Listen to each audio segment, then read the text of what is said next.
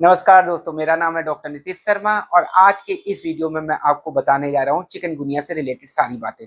तो चिकनगुनिया कैसे होता है, उसके क्या-क्या कारण होते हैं, फिर उसके अलावा जो है चिकनगुनिया के कौन-कौन से लक्षण हैं, सिम्पटम्स हैं, फिर आप कैसे पता लगाओगे कि चिकनगुनिया है या नहीं है, तो उससे रिलेटेड डायग्नोस्टिक टेस्ट जो है, ब्लड टेस्ट, फिर उसके बाद में आपको कुछ घरेलू इलाज और अंत में मैं आपको बताऊँगा होम्योपैथिक मेडिसिन। तो जुड़े रहिए इस वीडियो में और अब स्टार्ट करते हैं हम सबसे पहले कि चिकनगुनिया का क्या कारण हो सकता है दोस्तों। तो चिकनगुनिया जो है वो एक प्रकार के वायरस का नाम है। उसका नाम भी रहता है चिकनगुनिया वायरस।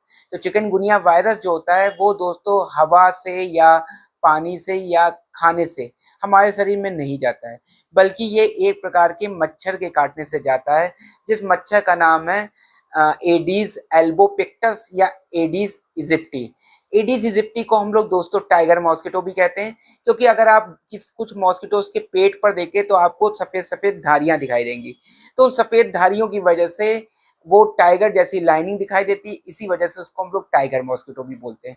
तो अगर टाइगर मॉस्किटो वो भी क्या सारे एडीज इजिप्टी के काटने से या एडीज एल्बोपिक्टस के काटने से ये जो चिकनगुनिया वायरस आपके शरीर में आ जाएगा? तो आंसर है नहीं। केवल उन्हीं एडीज इजिप्टी के काटने से यानी टाइगर मॉस्किटो के काटने से आपके शरीर में चिकनगुनिया का फीवर आएगा, जो पहले से इन्फेक्टेड होंगे। इसका मतलब है दोस्तों, अगर उन्होंने पहले किसी मच्छर ने पहले किसी ऐसे मनुष्य को काटा है जिसके पास चिकनगुनिया वायरस था और फिर जाके आपको काटा, आप हेल्दी थे, स्वस्थ थे, तो फिर वो आपके पास भी चिकनगुनिया का वायरस ले आएगा। तो चिकनगुनिया का वायरस मच्छर काटने से शरीर में पहुंचता है, वो भी कहाँ पहुंचता है? हमारे ब्लड में। अच्छा दोस्तों, ये मच्छर ज्यादातर कब एक्टिव होते हैं? तो ये सुबह और शाम के समय पे ज़्यादा एक्टिव होते हैं दोस्तों। और ये ज़्यादातर मच्छर अपने बच्चों को कहाँ देते हैं? तो ये साफ पानी में अपने बच्चों को पैदा करते हैं। तो अगर आपके यहाँ कोई कंटेनर, टायर, ट्यूब, टब जो हवा में यानी छत पर रखे हों, तो आपको उनमें कभी भी पानी नहीं भरने देना है। बारिश का पानी भरने से जो चिकनगुनिया के जो मच्छर हैं यानी एडीज इजिप्टी, वो अपने बच्चों को दे देते हैं। ये कभी भी गंदे पानी में अपने बच्चों को पैदा नहीं करते, ये साफ पानी में, जो स्टोर साफ पानी रहेगा उसमें, तो जैसे कुएं, तालाब, वहां पर भी। अब हम लोग बात करते हैं चिकनगुनिया के क्या क्या लक्षण हो सकते हैं। तो सबसे पहला लक्षण, क्योंकि चिकनगुनिया एक फीवर है, तो वहां पर हमें फीवर यानी बुखार का सिम्टम मिलेगा। तो इसमें तेज बुखार होता है, ठंड भी लगती है और अचानक अचानक तेज बुखार आता है। दूसरा दोस्तों, इसमें जोड़ों के दर्द होते हैं, जोड़ जो रहते हैं उनमें बहुत दर्द होता है, लेकिन अगर जोड़ों के दर्द में वो बंदा हल्का हल्का मूवमेंट करेगा पेशेंट, तो उसको आराम मिलेगा। इसके अलावा दोस्तों उसको सर दर्द होगा, मांसपेशियों में दर्द होगा और जो स्किन है उस पर लाल रंग के चकत्ते यानी लाल रंग के रैसेस आ जाएंगे। तो ये कुछ लक्षण हैं। इसके अलावा क्योंकि वायरस शरीर में गया है तो उसको थकान, कमजोरी रहेगी और आंखों में जलन और दर्द होगी। अब हम कैसे पहचानेंगे, क्योंकि डेंगू में भी लगभग लगभग सेम सिम्टम होते हैं, तो हमको कैसे पता लगेगा कि ये डेंगू है या चिकनगुनिया है? तो डेंगू में दोस्तों प्लेटलेट काउंट बहुत तेजी से कम हो रहे होते हैं, जबकि चिकनगुनिया में जॉइंट पेन बहुत सीवियर हो रहा होता है। तो ये तो था दोनों के बीच में डिफरेंस कि डेंगू और चिकनगुनिया को आप कैसे पहचानोगे। अब हम लोग बात करते हैं डायग्नोस्टिक टेस्ट की, कि कौन कौन से डायग्नोस्टिक टेस्ट आप कराएं जिससे आपको पता लगे कि आपको चिकनगुनिया हुआ है या नहीं हुआ है। तो उसमें सबसे पहला है दोस्तों सीबीसी। सीबीसी का मतलब होता है कंप्लीट ब्लड काउंट। तो सीबीसी के द्वारा जो है हम लोग दो चीजों को मुख्यतः देखते हैं, एक आरबीसी और एक डब्ल्यूबीसी। क्योंकि आरबीसी, डब्ल्यूबीसी, प्लेटलेट, वैसे तो ये तीनों ही पता लगते हैं सीबीसी में, लेकिन प्लेटलेट का बहुत ज्यादा इफेक्ट जो है वो चिकनगुनिया में नहीं होता है, वो डेंगू के केस में होता है कि प्लेटलेट बहुत कम हो जाते हैं। चिकनगुनिया में ऐसा कुछ रहता नहीं है, इसलिए प्लेटलेट पे बहुत ज्यादा हम फोकस नहीं करते हैं। किस पे करते हैं हम लोग? डब्ल्यूबीसी पे मेनली। डब्ल्यूबीसी का काउंट देखते हैं कि अगर वो बढ़ा हुआ है इसका मतलब बॉडी के अंदर इन्फेक्शन है। दूसरा जो टेस्ट है वो है एलिसा टेस्ट। एलिसा टेस्ट दोस्तों ये एक प्रकार के हमारे शरीर के सैनिक होते हैं, जिनको बोलते हैं आईजीएम एंटीबॉडी। तो आईजीएम एंटीबॉडी का शरीर में पता करने के लिए हम लोग एलिसा टेस्ट करवाते हैं। तीसरा जो टेस्ट होता है वो है आरटीपीसीआर। आरटीपीसीआर टेस्ट, जिसका नाम आपने सुना होगा, कोरोना टाइम पे भी। तो आरटी-पीसीआर टेस्ट हमेशा जो होते हैं वो वायरस के कंफर्म करने के लिए होते हैं कि आपके शरीर में वायरस है या नहीं है। अब हम लोग आते हैं कुछ घरेलू इलाज पर कि कैसे आप, अगर आपको चिकनगुनिया हो गया है, तो आप कौन-कौन से घरेलू इलाज अपनाएँगे, घरेलू नुस्खे अपनाएँगे, जिससे आप घर में ही रहते चिकनगुनिया को बहुत हद तक मात दे पाएँ, यानी ठीक हो जाए। तो उसमें सबसे पहला दोस्तों जो इलाज है, वो है अदरक की चाय। तो अदरक की चाय काम क्या करती है? तो बॉडी के अंदर इन्फ्लेमेशन है, क्योंकि जोड़ों में दर्द है। जब जोड़ में दर्द है तो वहाँ सूजन और लालिमा रहती है। तो अदरक की चाय जो होती है वो एक नेचुरल एंटी इन्फ्लेमेटरी रहती है। इसका मतलब वो जोड़ों के दर्द को कम करती है। तो अदरक की चाय पीने से आपके जोड़ में दर्द में आराम मिलेगा। दूसरा है हल्दी वाला दूध। जो हल्दी वाला दूध होता है दोस्तों, ये भी एक प्रकार का एंटी इन्फ्लेमेटरी कैरेक्टर रखता है, यानी ये भी दर्द, सूजन और लालिमा को कम करता है। तीसरा है तुलसी और गिलोय का काढ़ा। तो तुलसी और गिलोय का काढ़ा बहुत इंपॉर्टेंट है, क्योंकि आपकी इम्यूनिटी को स्ट्रॉन्ग करेगा, ताकि आपका शरीर वायरस से जल्दी लड़ पाए।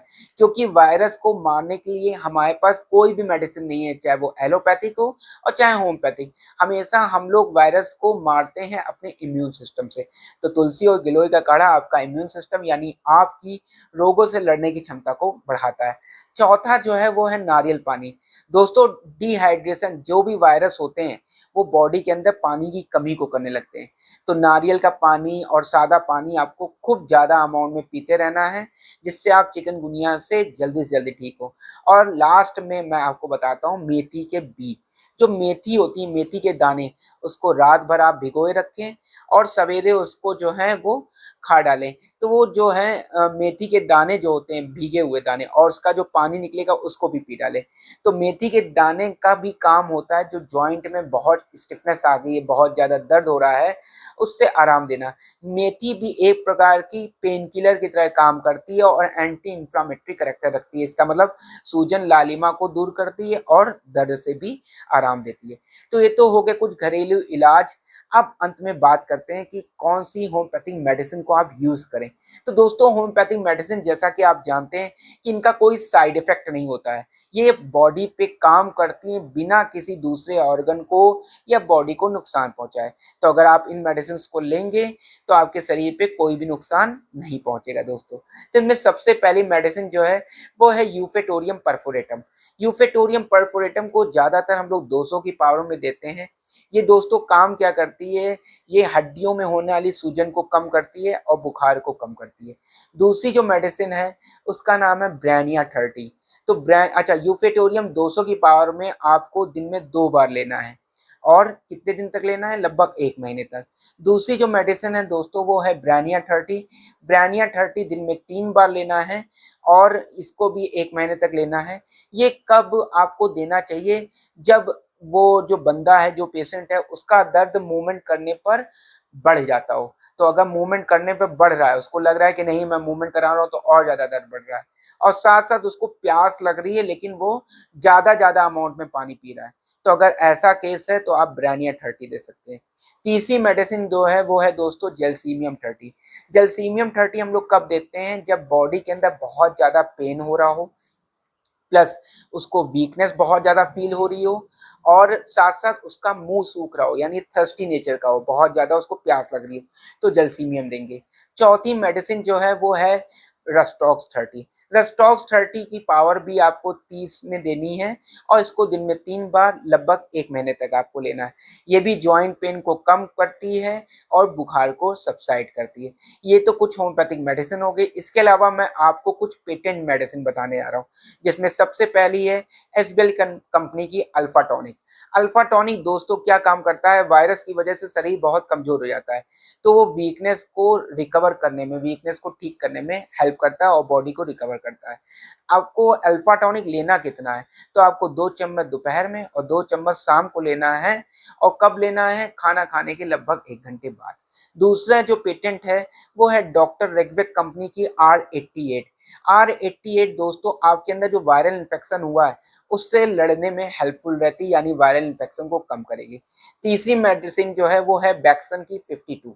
बैक्सन 52 जो ड्रॉप होती है दोस्तों, वो फीवर और बॉडी पेन के लिए दी जाती है। तो अगर फीवर बहुत ज़्यादा है और बॉडी पेन है तो आप दीजिए इसको, और इसको 10-10 ड्रॉप आपको लेनी है दिन में 3 बार आधे कप पानी में। तो ये तो हो गई कुछ मेडिसिन दोस्तों, साथ में मैंने आपको पेटेंट भी बताया। पेटेंट में आपको 3 पेटेंट जो बताया, इनमें से कोई भी एक पेटेंट जो आपके पास अवेलेबल हो उसको यूज कर सकते हैं। तो इस आप अगर आपको कोई अधिक जानकारी चाहिए तो आप मुझे कमेंट बॉक्स में कमेंट कर सकते हैं, और अगर आपको ऑनलाइन कंसल्टेंसी चाहिए तो उसका नंबर नीचे फ्लैक्चुएट हो रहा है, नीचे दिख रहा है, आप उस पर कॉल करके अपनी ऑनलाइन कंसल्टेंसी को बुक करा सकते हैं। धन्यवाद दोस्तों।